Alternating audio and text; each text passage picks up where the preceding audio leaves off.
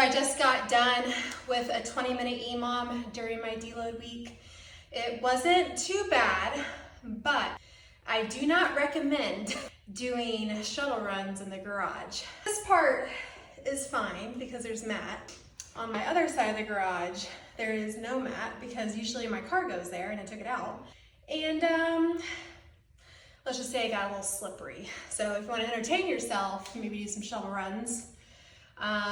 But I do not recommend them if you do not have flooring in your garage. But because of that, feet are a little tight, so I always recommend trying to do something with your feet with your shoes off post-workout. I always recommend putting these suckers on because usually what the shoes do, they constrict your toes. So your toes in there are kind of like this, which isn't natural for our bodies to have our toes like that.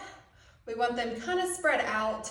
That way we're fully using our foot. We're not pronating or supinating too much, which can cause imbalances. A lot of things start from the feet. So if your feet are messed up, most likely it runs up the chains. Correlate to something with your knees, your hips, your back, all the way up into your neck, which is crazy to think about. The reason I started wearing these about 4 or 5 years ago now, my doctor actually recommended them because on one side of my foot, I was walking on the outside. Because of that, my calf on the inside was super tight, which was causing the inside of my knee to hurt. And honestly, I thought that I hurt my knee and I thought I tore something in there. That's how bad it felt and how much pain I felt in my knee. I got an MRI and they're like, it's just inflammation, which I was very surprised about. Anyways, I started using the toe spacers, and after a couple of weeks, a lot of my pain started to subside, which was kind of mind-blowing at the time. I was like, really? That's all it took was just toe spacers? But ever since then, this is something that I use on a daily basis. Another benefit that I found that was kind of nice was I actually had bunions on my feet, meaning that your big toe kind of goes, I wasn't going over my toe, but we were getting that way. And this actually helped realign the big toe on my foot, which was kind of a nice benefit. There's many other benefits to this, but those were kind of the reasons why I started using the toe spacers, was to stretch out my toes, making sure that I'm really using my full foot, so I wasn't pronating on one side of my foot, which was causing, once again, the calf to be tight and then the knee to be tight, and then the added bonus of no more bunion. So, really recommend using these. That's why I use them. When you are putting these on, you want to make sure that the humps are facing down. Honestly, when I started wearing them, I used to put the humps up because I thought that's how you wore them, that was the correct way. But this actually allows for the separation in the toe a lot better. So you do want them to be facing down. When you do put them on, make sure that you're pushing them all the way down between your toes. You want to try your best not to leave any gaps between, like there's a gap right there, so I'm going to push it down as much as possible to get the most out of the toe spacer.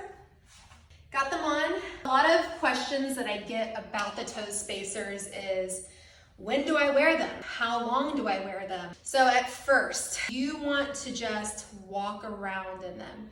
If your toes are pretty tight together, I don't recommend trying to do any type of movements with them on. That will only further irritate whatever's going on. So if you have knee issues and you put these on and you start doing exercises with them, it could cause more irritation just because that's like ripping off a Band-Aid. Your body's just not ready for it. Slow is better, slow progress with it. When you start wearing them, just start putting them on throughout the day.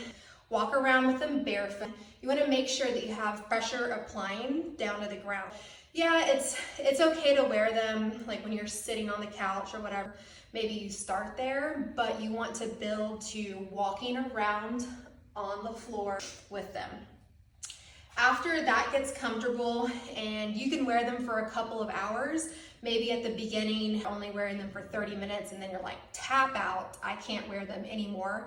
That was me. I felt a lot of burning sensations in my toes. There was no blood flow going into them because my toes were not used to being so spread out. So Start there, start small, maybe 30 minutes is all you need a day. Build from there. After, you can wear them for a couple of hours without too much pain. Then you can start incorporating some exercises like accessory work with the toe spacers on. You can do things like squatting and lunge with them on. Any of the knees over toes thing, calf raises, things of that nature. If you want to do upper body accessory with it on, that's fine too. From there, then you can start loading it. You can do deadlifts, squatting with the barbell on your back, things of that nature. Please progress slowly. You don't want to do anything quickly. You're not going to just, if you've never been to the gym before, put 300 pounds on your back and try to squat it, right? You're going to start with body weight, then a barbell, then slowly add weight. It's the same thing with the toe spacers. You're going to slowly add in and incorporate more pressure and more exercises with it. But first and foremost, start with just walking around in them in your house. Hopefully that's helpful. Hopefully that answers a lot of questions that you have about the toe spacers. If you do have more questions, you can always DM me on my Instagram. It's BethanyCF.